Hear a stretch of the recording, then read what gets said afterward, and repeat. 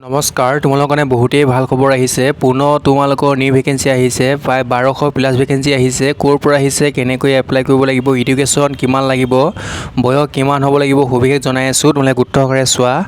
আৰু যিসকলে প্ৰথমবাৰৰ কাৰণে চেনেল ভিজিট কৰি আছা, চেনেল ছাবস্ক্ৰাইব কৰি ল'বা আৰু লগত থকা বেল আইকনো প্ৰেছ কৰি ল'বা। তেন্তে ব'লা ভিডিঅ' আৰম্ভ কৰোঁ। তোমালোকৰ ৰিকমেণ্ডটো আহিছে SSC ৰিকমেণ্ড 2023 ফালৰ পৰা আহিছে, SSC ফালৰ পৰা আহিছে। আৰু ভেকেঞ্চিসমূহ আহিছে তোমালোকৰ ষ্টেন'গ্ৰাফাৰ গ্ৰেড C&D ভেকেঞ্চি আহিছে। আৰু এপ্লাই প্ৰক্ৰিয়া চলি আছে তোমালোকৰ 02/08/2023 পৰা চলি আছে।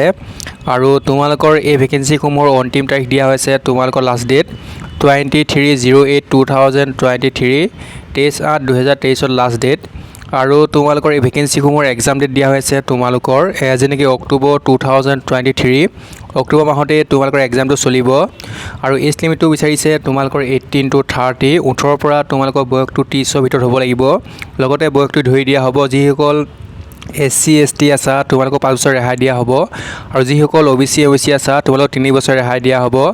আৰু এই ভেকেঞ্চিসমূহত এপ্লাই কৰিব হ'লে এডুকেশ্যনটো বিচাৰিছে তোমালোকৰ 12 পাছ। তোমালোকে 12 পাছ কৰিলে, HS পাছ কৰিলে ধুনীয়াকৈ এপ্লাই কৰিব পাৰিবা। মানে তোমালোকে হায়াৰ ছেকেণ্ডেৰী পাছ কৰিলে ধুনীয়াকৈ এপ্লাই কৰিব পাৰিবা।